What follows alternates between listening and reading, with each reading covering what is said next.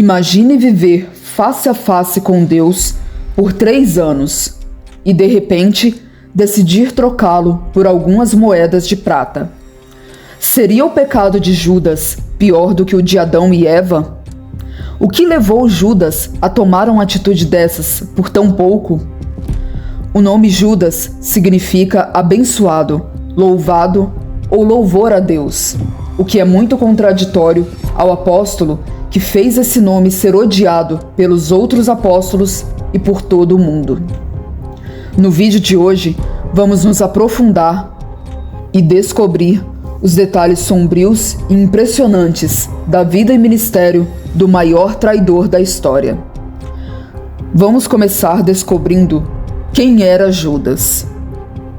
Judas era filho de um homem chamado Simão, e seu nome, Iscariotes, ao contrário do que muitos pensam, não era seu sobrenome, mas se refere à cidade de onde ele veio, como era de costume na época, assim como Jesus é chamado Jesus de Nazaré.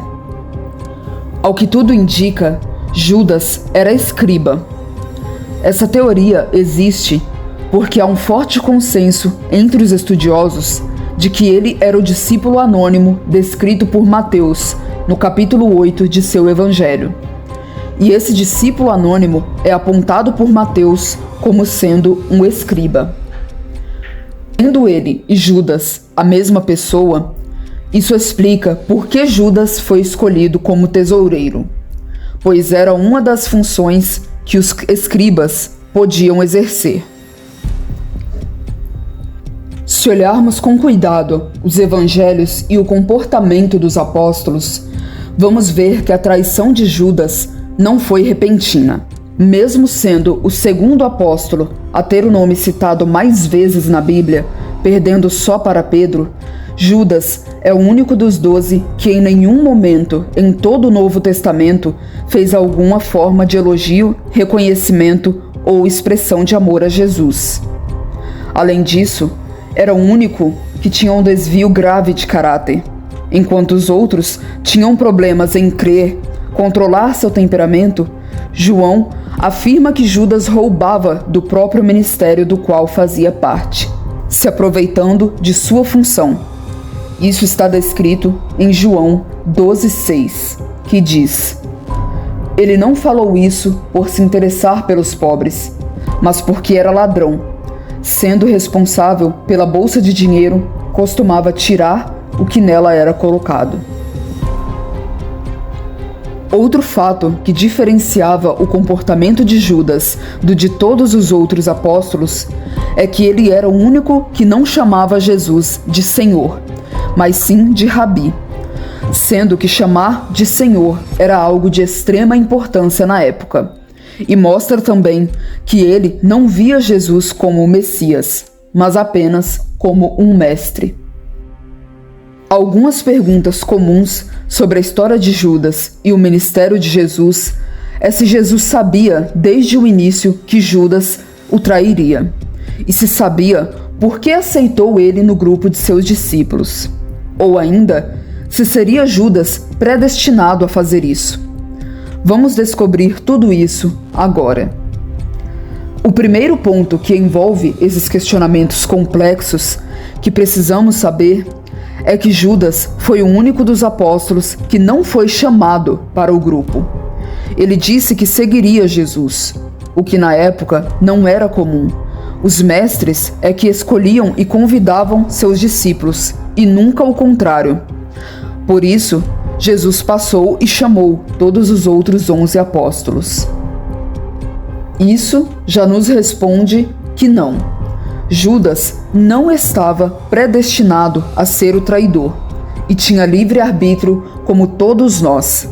Se Jesus o tivesse chamado, sabendo de seu coração, poderia ser considerado como se ele tivesse sido chamado para uma armadilha. Mas não foi o que aconteceu. Ele se autoconvidou para fazer parte do grupo, e Jesus não recusou porque já existia uma profecia a respeito disso. Então, ele apenas deixou as coisas seguirem o rumo que deveriam seguir para resultar no sacrifício da cruz. ele poderia a qualquer momento se arrepender e se converter de verdade. Outro cumpriria esse papel em algum momento. Por isso Jesus não fazia questão de se afastar de pessoas sem caráter, que não tinham intenção de se arrepender. Uma delas faria parte de todo o plano, mas por escolha própria. Mas por que e como Judas, andando face a face com Deus encarnado, tomou uma atitude dessas? Existem muitas especulações sobre isso, inclusive de que ele teria a intenção de, com sua traição, obrigar Jesus a tomar uma posição de libertador guerreiro e forte, que libertaria o povo das mãos de Roma. Mas depois de tudo que já vimos sobre Judas até esse ponto, é pouco provável essa hipótese, porque ele nem mesmo considerava muito Jesus. Tampouco apostaria que ele seria capaz de libertar o povo do poder de Roma. E a resposta de Jesus, quando Judas se dispõe a segui-lo, revela muito sobre isso. Em Lucas 9,58, ele responde: As raposas têm tocas, e as aves dos céus têm ninhos, mas o Filho do Homem não tem aonde reclinar a cabeça. Era como se Jesus estivesse dizendo: olha, se você quer conforto, fama ou algo do tipo, procure outro mestre, porque comigo, antes de ter a glória, é preciso passar pela cruz. O fato de Jesus ter respondido dessa forma nos dá um indício de que ele viu a ambição e amor pela riqueza no coração de Judas, e por isso respondeu dessa forma. Sendo assim, o motivo de sua traição seria meramente dinheiro.